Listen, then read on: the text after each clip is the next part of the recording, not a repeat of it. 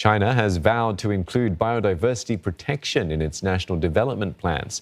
The pledge comes as a key UN biodiversity summit is underway in the city of Kunming. The COP15 meeting aims to build momentum for the international community to sign a global treaty aimed at reversing massive species loss. Up for debate is a 30 by 30 plan. It will give 30% of lands and oceans protected status. Around 1 million animal and plant species are threatened with extinction due to human activities and climate change. President Xi Jinping will address the conference via video link tomorrow. For a closer look, we're joined by Dr. Shawn Lum from Nanyang Technological University. Thanks for joining us. Firstly, is this a chance then for China to showcase its global climate leadership?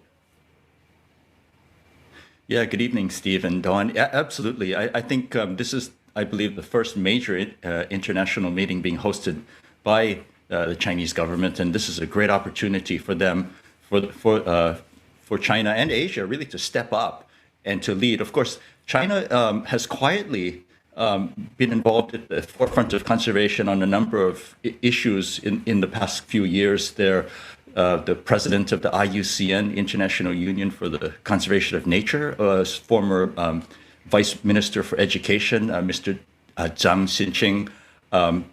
China managed to get through the Yellow Sea as a World Heritage Site. So they've been slowly building to this, and this is their moment, and I really do hope that they shine. Shawn, you say that China's been quietly working on green issues, but one of those key issues to be discussed at COP15 is this 30 by 30 plan, this plan to give 30% of lands and oceans protected status, but it's not something that China has committed to. You know, interestingly, Dawn, there's a number of things that I think leaders in the conservation community have pointed out now.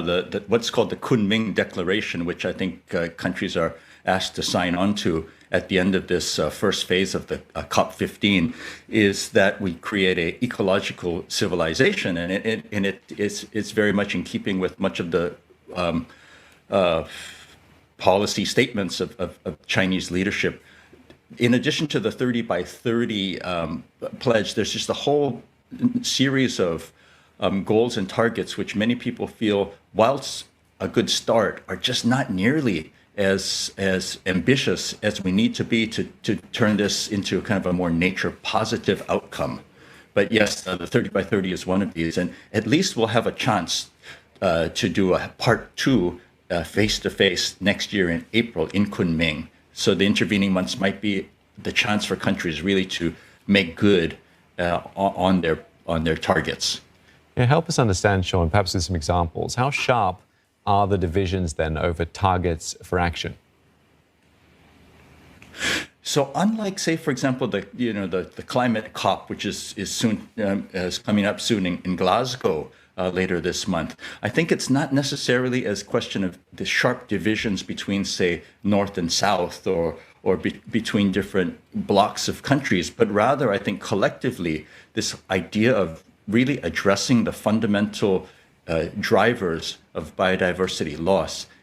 Biodiversity loss isn't just about nature and animals and plants, but it's really tightly linked to other things like human livelihoods, well-being, climate stability, and so on. So I think it's not so much about, are there some sharp disagreements? It's can we really address it with the urgency with which, for example, we're trying to look at now the climate crisis.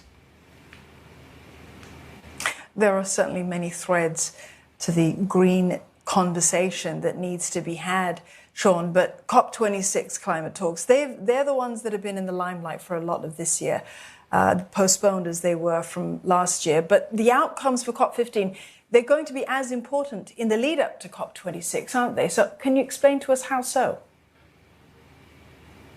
Well, so this is the interesting thing. I mean, you can't really talk about climate stability and getting out of this climate crisis without addressing these fundamental drivers of habitat loss, because ecosystems are such a huge part of the solution to having healthy ecosystems and a nature positive environment are fundamental to maintaining a healthy climate. And so the two issues are sometimes seen as separate, maybe because CO2 emissions, for example, are seen as something that are more technical. We can engineer our way out of some of these issues, whereas nature maybe has a bit more kind of an amorphous element to it. But I do hope that this COP15 helps us really draw the link between nature and the well-being of our planet and of people, really. As we all do. Shawn, always good to talk to you. Dr. Shawn Lum there from Nanyang Technological University.